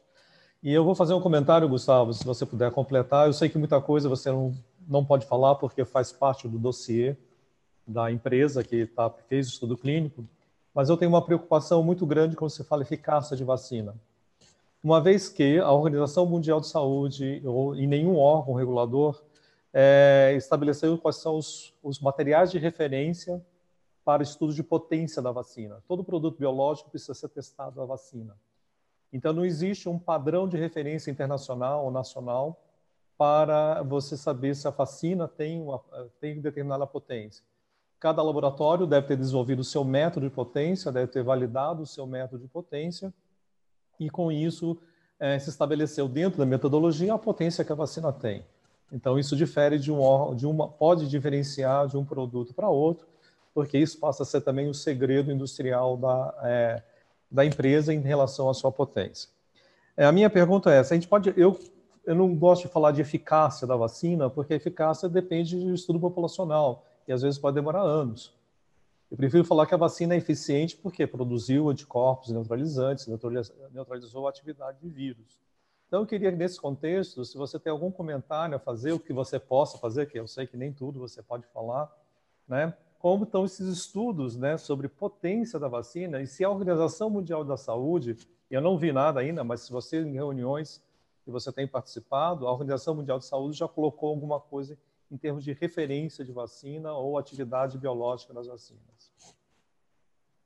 Obrigado, Marco.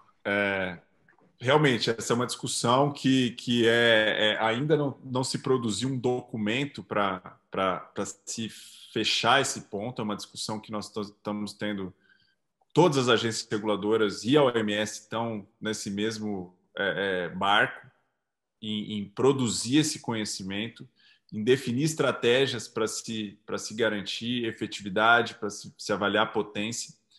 E o fato de não ter alguma coisa fechada pode ser encarado como positivo, porque a gente sabe que tem algumas opções vindo, né?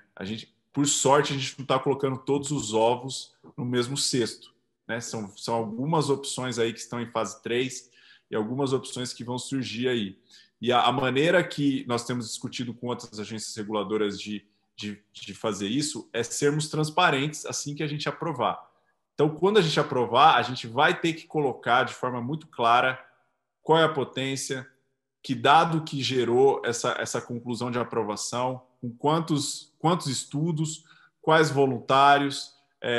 Então, sendo transparente, a gente vai dar a possibilidade dos profissionais prescritores, dos indivíduos olharem. E, claro, não adianta ser transparente com termos muito técnicos, né? A gente tem que também traduzir isso e permitir a interpretação do público, principalmente dos profissionais de saúde, do que aquilo significa. Mas a maneira que a gente tem tido é essa, se o risco-benefício compensar, a gente autorizar com uma potência X e deixar isso muito claro em bula e em documentação técnica. Não sei se eu ajudei, mas é que não dá para entrar em muitos detalhes específicos, mas espero que tenha contribuído de alguma forma. Com certeza, as específicas eu sei que não dá para falar e faz parte do dossiê da empresa, a gente não pode revelar isso. Obrigado, Gustavo. Passo a palavra agora ao acadêmico Celso está aí ou caiu? Celso Ferreira Ramos. Desculpa, Celso, por favor. Eu estou sentado, não caí. Mas... Bom, presidente, boa noite, agradeço a palavra, quero cumprimentar todos os colegas, todos os confrades, todos os participantes e elogiar a franqueza do Dr. Gustavo Mendes em relação à resposta que ele deu ao questionamento feito pelo professor Barros Franco. Tenho certeza que se a Anvisa estivesse sofrendo algum tipo de pressão ou influência política ou militar, ele desassombradamente nos teria declarado isso aqui. Mas, passando isso daí, eu tinha uma pergunta a lhe fazer. Eu estou um pouco na dúvida sobre essa questão de 50% que o senhor falou. 50% é aquela história, meio copo cheio ou meio copo vazio. Eu não sei se uma vacina com 50% de... Desculpem, eficácia, falta de melhor palavra no momento, e com uma imunidade, uma duração de imunidade relativamente curta, se isso terá algum impacto, alguma razão de ser. Mas isso daí é o futuro, não tem como a gente julgar. Mas há uma pergunta que está na minha cabeça há algum tempo. Essa questão de transferência de tecnologia. Tá? Isso é sempre falado. Walter, quando a gente ouve falar de Fiocruz e vacina, a gente ouve falar em transferência de tecnologia. Eu acho isso uma coisa, às vezes, surpreendente. Especificamente em relação à vacina da Sinovac, que eu tenho visto até algumas pessoas de respeito falarem em vacina de vírus atenuado. Ela não é de vírus atenuado, ela é de vírus inativado. E ela é de vírus inativado, vírus obtido por cultura de células de macaco, as células chamadas viral, ou vero. Né? Ora, esta é a plataforma, é a base da vacina Salk contra a polio, que, se eu não me engano, é de 1957. O que pode haver, talvez o senhor não possa responder isso, mas o que pode haver de novo em termos de tecnologia para ser transferido da China para cá em relação à plataforma que existe há 70 anos? Muito obrigado. Nem sempre a transferência de tecnologia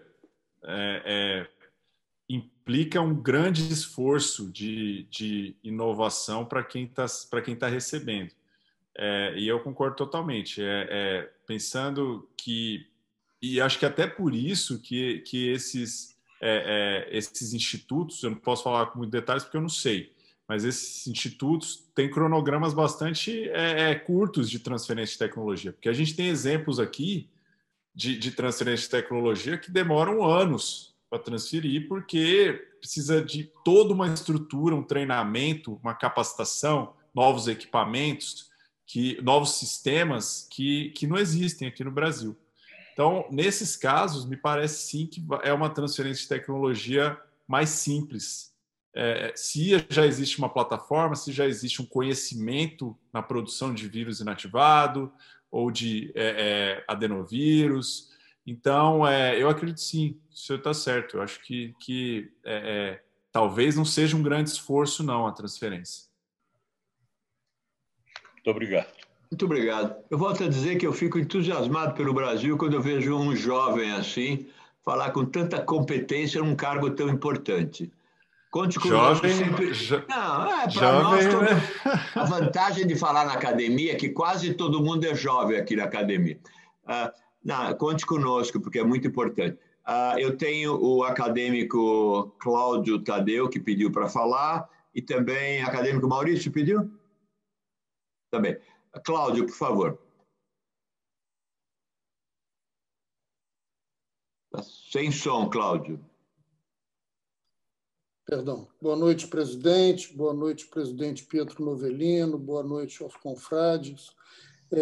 Eu assisti o simpósio desde o início e eu confesso que não me surpreende nem um pouco, mas esse é mais um dos que entram para a história. Eu parabenizo a presidência, parabenizo ao confrade, colega e amigo Paulo Bussi, a professora Helena Nader e ao professor Acácio pela organização, que foi excelente. A gente aprendeu muita coisa conceitualmente sobre a nossa história atual, da nossa tentativa de combate ao Covid através da vacina. Eu costumo dizer aos meus alunos, recomendar a eles que venham aqui assistir esses eventos da academia, e eu vou me dirigir um pouco a eles e ao pessoal que não é da área de saúde, porque eu achei que a gente lidou com conceitos tão fundamentais, tão importantes, que eu acho que só pode ser bom que a gente os enfatize, não é? Eu vou pedir desculpa aos meus confrades que já me ouviram dizer aqui mais de uma vez que, fora a higiene das mãos, a vacinação corresponde ao ato isolado de maior impacto em saúde pública. Então, eu acho que é um processo que a gente deve defender acima de qualquer outro, porque ele previne em vez de remediar. A Organização Mundial da Saúde estima que a vacinação em massa evita, por ano, cerca de 2 ou 3 milhões de mortes. Isso dá uma média de 4 mortes por minuto. E eu acho que é um número que nos convence muito facilmente do impacto que a vacinação tem nos processos de saúde pública. Há quem considere que essa estimativa é cautelosa demais, porque leva em conta o número estimado de 300 milhões de mortos pela varíola no século XX, até ela ser erradicada em 1977. Também se estima que o número de crianças mortas por doenças para as quais existem vacinas, difteria, sarampo, coqueluche, poliomielite, pneumonias, rubéola, tétano, rotavírus, caiu de 5,5 milhões em 1990 para 1.800.000 em 2017. Tem um estudo no Brasil que diz que, para 5 doenças evitáveis com vacina, mataram cerca de 5.500 crianças de até 5 anos em 1980 e que, após as campanhas de vacinação, esse número caiu para 277 em 2000. Então, eu queria dizer para esses jovens e para os colegas, inclusive jornalistas, que nós não estamos falando de um procedimento sobre o qual nós podemos opinar, ser contra ou a favor. do mesmo jeito que não cabe opinar sobre a forma da Terra ou sobre a teoria da evolução. Nós estamos falando de uma conquista da ciência, de enorme benefício para a saúde pública, que só cabe a nós, médicos e cientistas, defender e promover como procedimentos eficazes, seguros e muito benéficos. Não há nenhuma vacina cuja relação custo-benefício, alguns têm evocado esse conceito, não seja altamente favorável ao procedimento, ou ela não estaria no mercado e nos calendários e nos programas de vacinação. Para a Covid, é bom a gente lembrar que já foi dito aqui, um total de 200 vacinas registradas na Organização Mundial da Saúde, 44 em fases clínicas, acho que 10 ou 11 em fase 3 no mundo. No Brasil são 4, considerando com a da Pfizer, que foi apresentada aqui. Então, eu queria dizer para esses estudantes, para esses profissionais que não são da área de saúde, que há vacinas contra a Covid hoje, que elas estão em teste, que há uma grande expectativa e quase uma certeza de que nós vamos ter uma ou mais de uma aprovadas e que elas só vão ser disponibilizadas e oferecidas em campanhas em 2021, depois de consideradas eficazes e seguras pelos estudos de fase 3 e aprovadas pelo OMS e pelas agências regulatórias nacionais.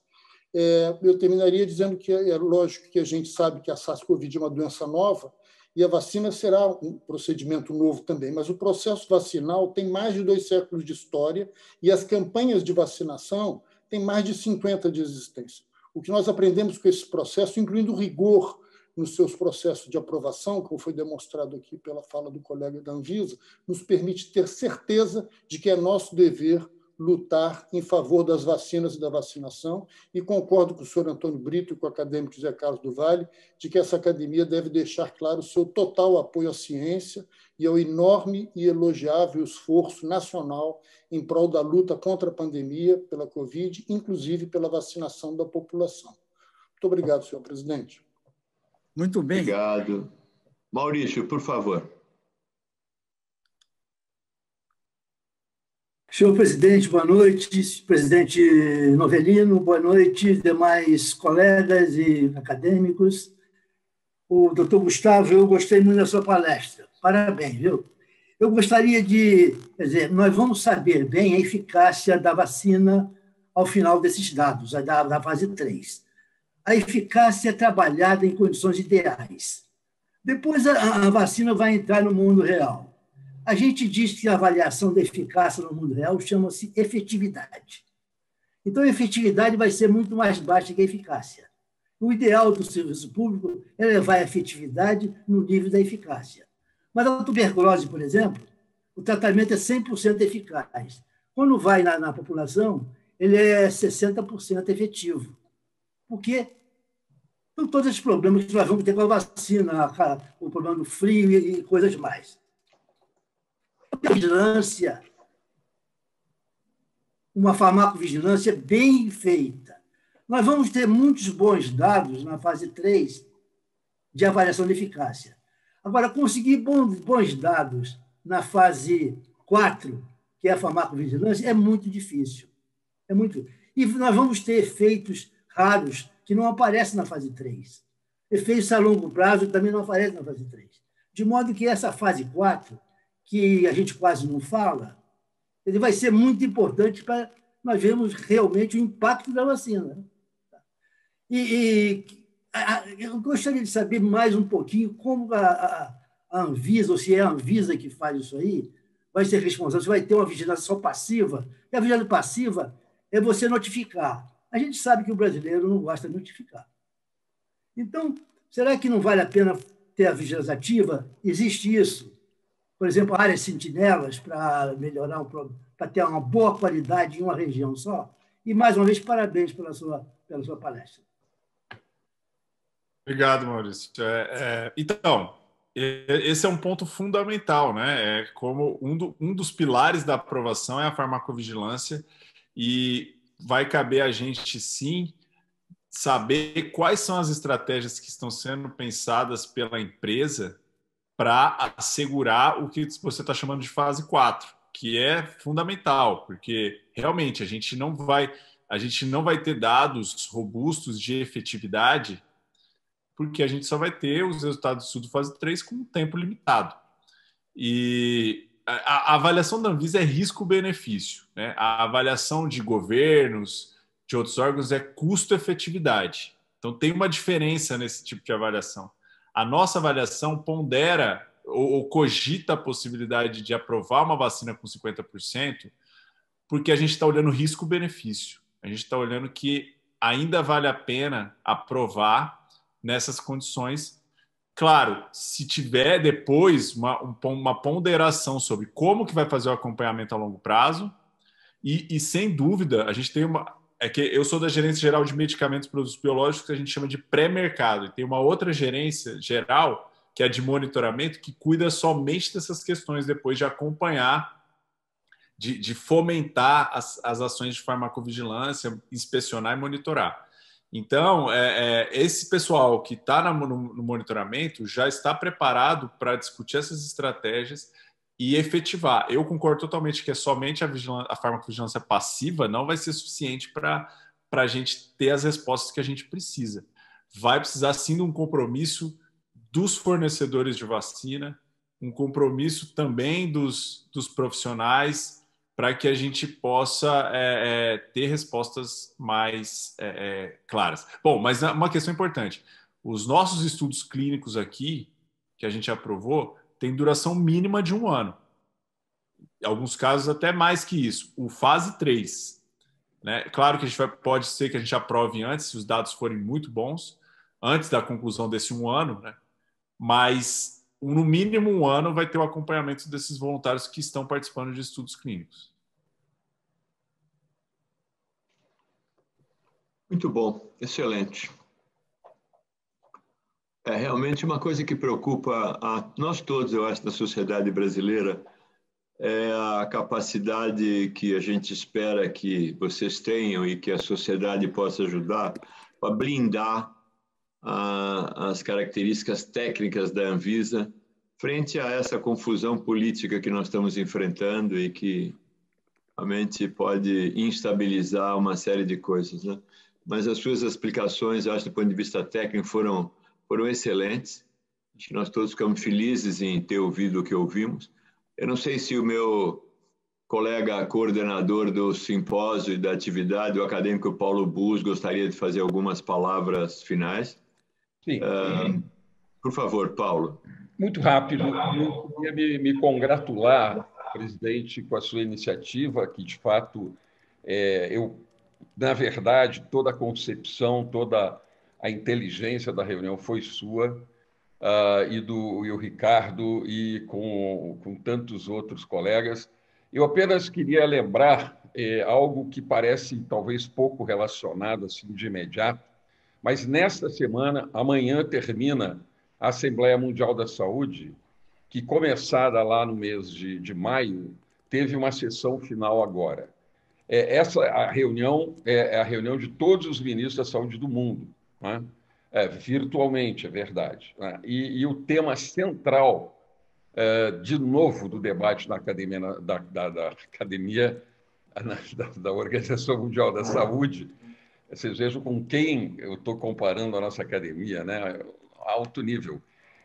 Nós estamos escrevendo imediatamente um artigo que vai sair, eu vou ter o prazer, então, de mandar para os acadêmicos, vamos dizer, fazendo uma reflexão no campo da diplomacia da saúde sobre o que está representando essa reunião para o tema do enfrentamento da Covid-19. Os países estão, com a mudança da presidência dos Estados Unidos da América, prevista para alguns dias, pelo bem ou pelo mal, pela boa vontade ou não do candidato perdedor, os Estados Unidos já estão demonstrando, inclusive nessa reunião das Nações Unidas, o interesse, né, de entrar, de contribuir para melhorar o clima, e incluindo o clima da vacina como um bem público global. Isto será trabalhado intensamente no sentido de reforçar todos os mecanismos que a OMS, já mencionado pelo Gustavo, que a OMS acionou, né? O COVAX, enfim, todas essas iniciativas que visam garantir vacinas de qualidade distribuídas e acessadas de forma equitativa. E também, presidente, anunciar que esse tema ele não só se restringirá à saúde. No dias 3 e 4 de dezembro, a própria Assembleia Geral das Nações Unidas convocou uma reunião, uma sessão especial sobre a Covid-19. Essa já não é mais só de ministros da Saúde. É uma reunião de chefes de Estado e que vai ser transmitida, como essa da OMS, livre, né, acessível a qualquer habitante do planeta por internet. Então, eu convido, porque vejo a importância com que os acadêmicos se debruçaram sobre esse tema, e, obviamente, o tema da vacina vai tomar uma discussão, vai ter um tempo espetacular, assim, intenso por parte dos vários chefes de Estado. Eu estou muito curioso com o que o nosso chefe de Estado falará, mas, de qualquer forma, acredito eu que nós vamos ter intervenções que vão ser animadoras para o enfrentamento coletivo, como tem que ser, pelo multilateralismo, né, dessa enfermidade que, afinal de contas, é tão global quanto são as Nações Unidas. Então, queria deixar essa notícia, porque o tema da vacina fica, assim, inscrito numa questão mais ampla, que é a resposta do mundo, a resposta de todos os Estados membros das Nações Unidas e das estruturas das Nações Unidas, o PNUD, o PNUMA, a FAO, porque nós estamos tendo problemas de seguridade alimentar também, a fome cresceu com a pandemia, né? São tantos problemas, e as Nações Unidas, nessa reunião de 3 e 4 de dezembro, vai tratar desse tema. Presidente, obrigado pela oportunidade de agregar um desafio mais para os nossos acadêmicos, se quiserem se envolver nesse debate. Acho que vai ser muito interessante que eles possam ver essa dimensão expandida da pandemia. E muito obrigado pela oportunidade de ter acompanhado esse seminário. Aprendi a beça. Essa academia, ela está ensinando a cada um de nós como é importante estarmos unidos, de mãos dadas, virtualmente, pelo menos, para enfrentar as questões da pandemia no Brasil. Obrigado, presidente. Parabéns pelo seu trabalho. Obrigado, acadêmico Paulo Busto. Gustavo, tem mais uma pergunta que chegou aqui, que também é minha curiosidade. Claro, nós sabemos que a situação vai ficar mais complexa ainda. Daqui a pouco, além da vacina, vai ter que cuidar de drogas supostamente terapêuticas, anticorpos neutralizantes e bem um mundo de coisa pela frente aí. Mas aí, em relação à vacina, não há possibilidade de comparar uma vacina contra a outra, né? Vocês anteveem, de repente, um cenário onde nós teríamos clinical trials comparando a vacina, sei lá, boliviana com a da Tasmânia? Olha, na verdade, Rubens, a gente tem uma preocupação, que as agências estão compartilhando desde já, que é a seguinte: quando aprovarmos uma vacina, a primeira vacina que a gente aprovar, já vai ter uma situação ética muito importante, que é a seguinte: o que vamos fazer com as pessoas que estão no grupo placebo dos estudos das outras vacinas? É ético deixar as pessoas do grupo placebo dos outros estudos sem vacinação para poder terminar os estudos clínicos? Essa é uma questão super complicada. Então, tem se discutido aí estudos comparativos de vacinas, né?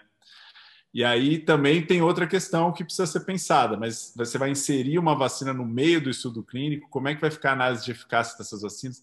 Então, assim, estamos vivendo um dia de cada vez, porque a gente sabe que tem muita decisão para ser tomada e a gente precisa ver os fatos primeiro, né? A gente precisa primeiro ter o fato para depois começar a pensar, a se preocupar nesse sentido, porque a gente não sabe nem se alguma vai ser realmente eficaz, né? A gente ainda não tem alguns dados promissores aí, né, que o pessoal já publica na mídia antes mesmo de ter revisão por pares e antes mesmo de ter uma revisão regulatória, né? O que, na minha visão, precisa ser olhado com cautela, porque já divulgar não sei quantos % de eficácia de vacina, só que aí quando vai rever os dados, quando vai analisar os dados brutos, talvez não seja bem assim.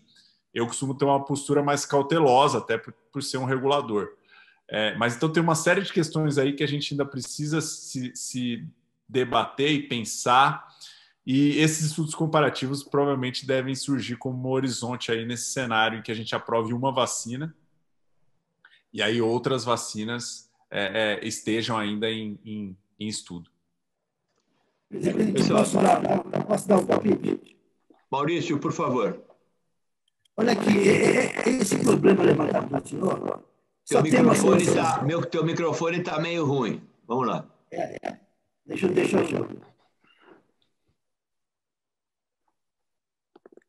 Está desligado. Está desligado, Maurício. Esse problema levantado só tem uma solução. É a solução melhor. É padronizar a coleta de dados. Definir os endpoints, os desfechos. Escolher o desfecho e definir o desfecho. Para todo mundo falar para o desfecho. Senão vai ser difícil de comparar. Agora, a segunda coisa que eu vou só lembrar, quando você vai revisão sistemática, revisão do tema, você encontra a droga A comparada com a placebo, a droga B comparada com a placebo. Então, já estou inventando uma maneira de comparar A com B nesses dois estudos. Isso chama network meta-análise. Então, já está desenvolvendo uma metodologia para isso. E é muito interessante, porque isso é a prática. Quando tem poucos estudos, às vezes, em alguns desfechos, você tem que usar esse network meta-análise. Muito obrigado. Obrigado, Maurício. Nada como ter um expert em metodologia de pesquisa clínica entre nós. Maurício, você merece um microfone melhor.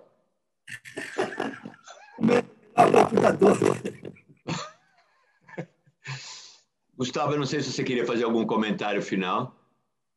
Não, eu só queria agradecer mesmo a oportunidade de compartilhar com vocês um pouco do nosso trabalho e dizer que essa interação entre a Anvisa e a Academia Nacional de Medicina é muito importante. Eu acho que a gente pode ter alguns bons frutos se vocês, claro, tiverem disponibilidade em colaborar. Muitas vezes a gente precisa contar com o apoio de ad-hocs, com algumas especialidades específicas e às vezes a gente tem alguma questão médica aí que precisa ser resolvida, esclarecida. Então, se a gente puder ter essa parceria com vocês, vai ser de grande valia para a gente. E agradeço também, coloco à disposição a minha pessoa e também a minha equipe para colaborar no que for possível. Olha, Gustavo, eu sou até suspeito de falar, porque eu sempre fiz parte dos comitês da Anvisa, desde que começaram, ficava trocando de nome, Conatem, Conec não sei o quê e tal. E durante muitos e muitos anos eu aprendi muito e ficava muito feliz de poder contribuir. Eu tenho certeza que eu falo pela Academia Nacional de Medicina toda. Nós temos 100 acadêmicos, temos um programa de jovens líderes de medicina, de pessoas e médicos até 40 anos de idade, todos são estrela nas suas áreas.